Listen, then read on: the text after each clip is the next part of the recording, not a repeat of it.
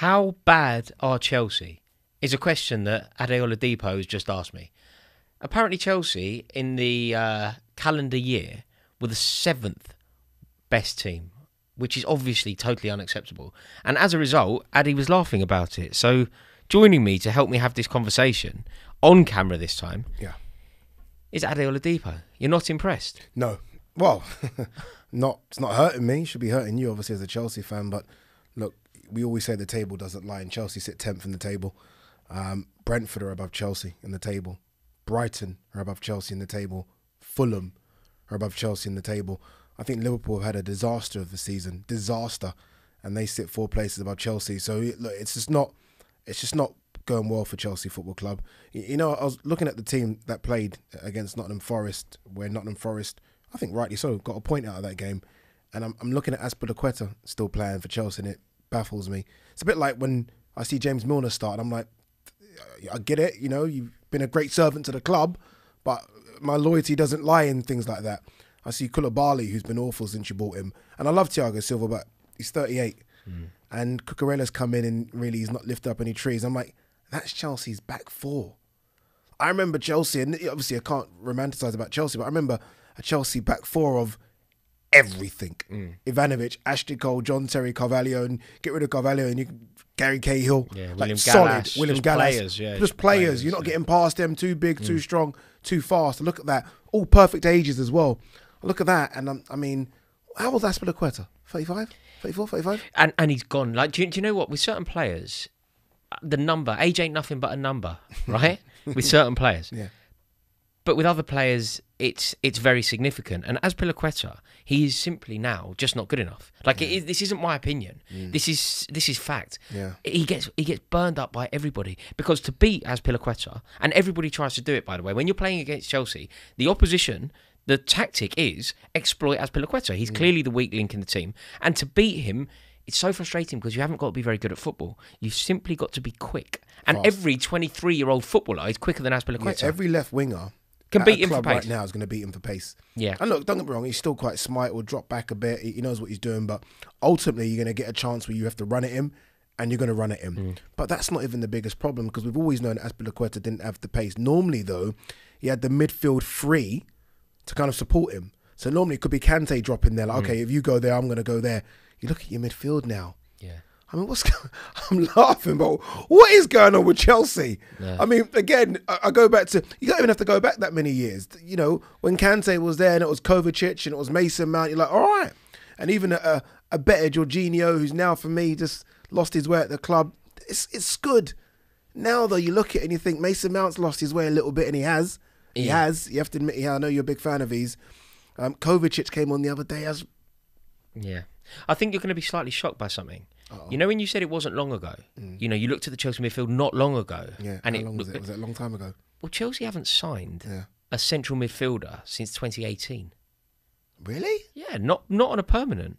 Not like Wow. so like Dennis Zakaria's come in, Saul's come in. Yeah. But ultimately, Kovacic landed at Chelsea. He came the year before Lampard. Yeah.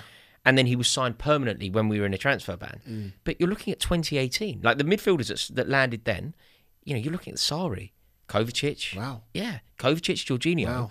That's still So you stood still. Chelsea's. That's still Chelsea's midfield. So you know now when I say something quite bold and people obviously attack it, I say something like Chelsea need to sign Enzo Fernandez and Declan Rice in the same window. Yeah. People go, that's absolutely ridiculous. What are you talking about? You can't spend that kind of money.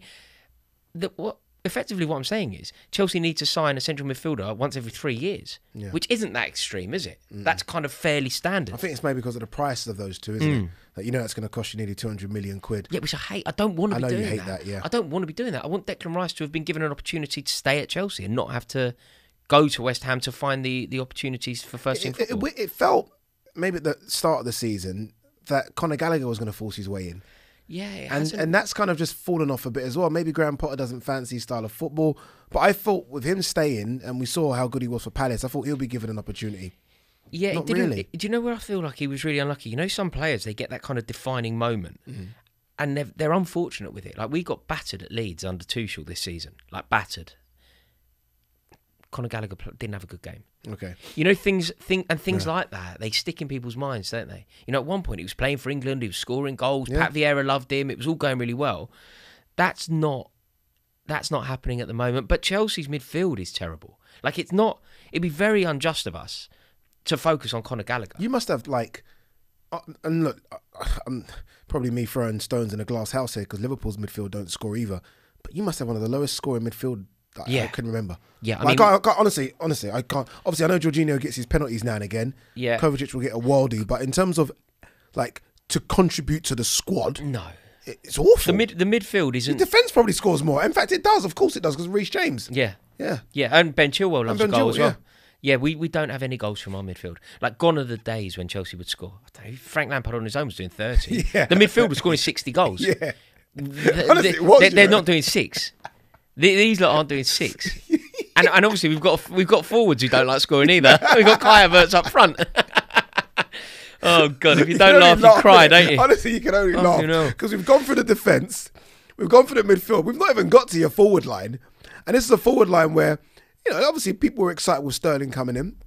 I had my reservations, you know, but Sterling's come in. Some will say he scored goals. I still don't think he's done enough. I really don't.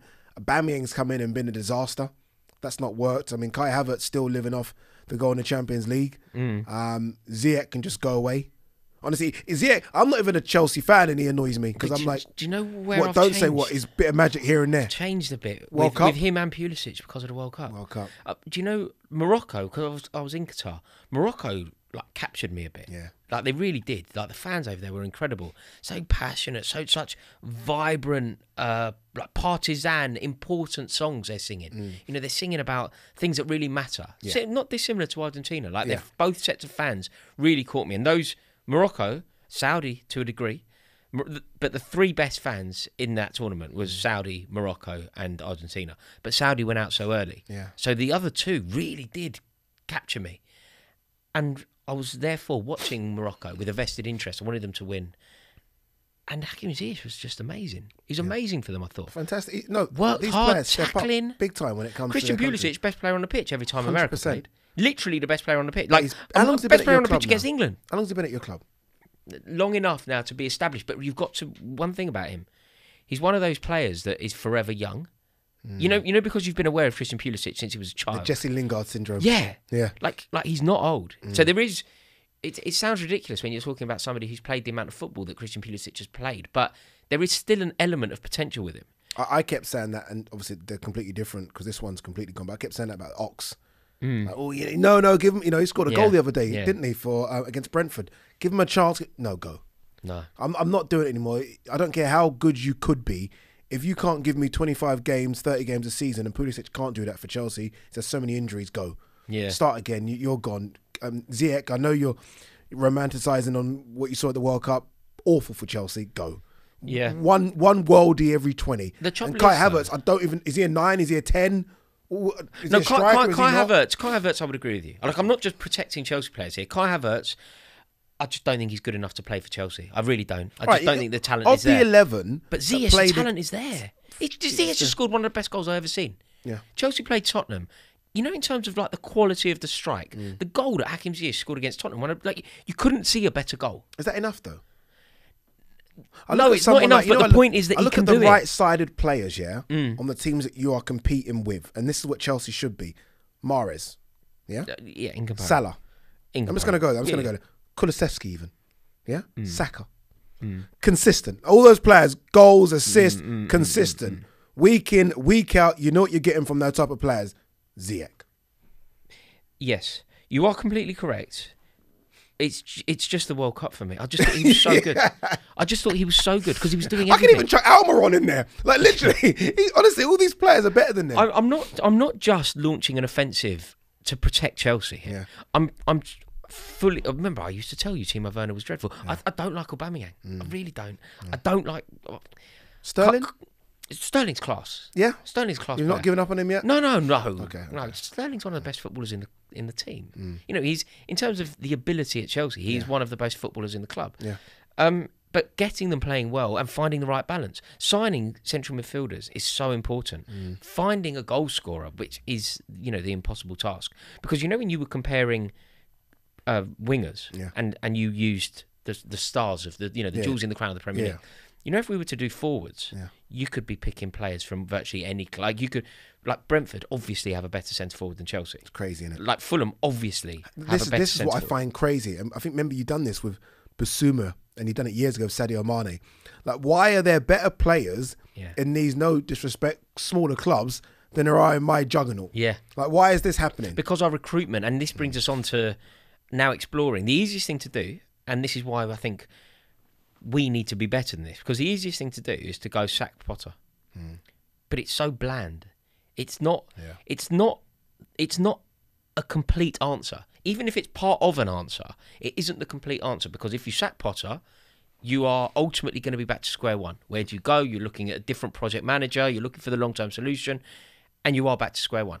So you have to look at the running of the club. You have to start asking questions like, why is our midfield looking the way that it does? Why has our defence taken such a hit over the last 12 months? You know, we went from having Antonio Rudiger, who I think form often belied the player. Like, I didn't think he was particularly good, but ultimately would put in performances that at times were the best defender in the world. Yeah. Because of the system, because things made it. But we've lost Rudiger and we've brought in Koulibaly, which as a drop-off is ridiculous. Ridiculous. Cesar Azpilicueta was given a 2-year deal. Like, he hasn't been good enough for 2 years, and he's been given a new deal. Reece James can't keep fit. Scary that now, by the way. We've signed Cucurella, and this one really baffled me. Lots of Chelsea fans. I put a video up on this channel where I said that Chelsea should not sign Marc Cucurella. It's a ridiculous signing, and a lot of people got very annoyed with me. They're, great signing. What are you talking about? 60 million is a bargain. So all right. And the reason that they told me that it was a good signing was this. Not only can he deputise for Ben Chilwell, but he's capable of playing on that left side of centre-half as well. Suddenly, we're trying to sign Guardiola. Suddenly, we're trying to sign Badiashile. And you go, hang on a minute. I thought this geezer was meant to do that job. Yeah. Well, I thought this geezer... So the recruitment, again, is wrong.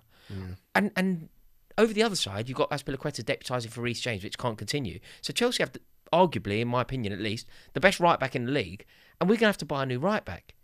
The midfield is... I think you could look at Chelsea and you go, defence, goalkeeper, defence, midfield, attack. I think Chelsea could...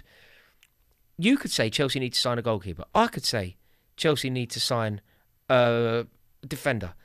Nathaniel could say Chelsea need to sign a midfielder. Someone else could say Chelsea needs to sign a forward. None of us are wrong. You know what the biggest problem with a lot of these clubs is that there's obviously there's no connection between the sporting director and the manager.